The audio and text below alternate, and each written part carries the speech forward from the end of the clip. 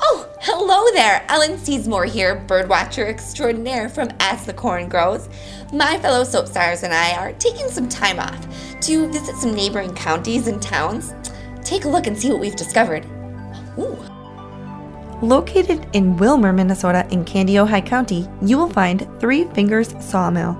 James, the owner of Three Fingers Sawmill, has a passion for the art of handcrafting custom furniture and other pieces.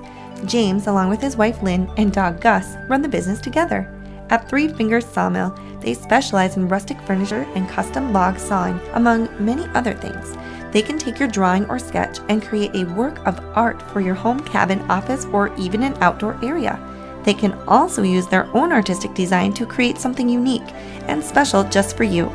To make a lasting family heirloom or a unique one-of-a-kind piece for your family that will be cherished for a lifetime, Three Fingers uses a variety of woods, such as red and burr oak, ash, pine, black walnut, cherry, maple, hackberry, box elder, and red cedar. No order is too big or too small.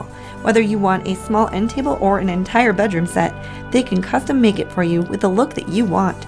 Choose from a truly rustic wood design, a classic modern look, or an antique wood and metal look. Whatever look you're going for, they can make it happen.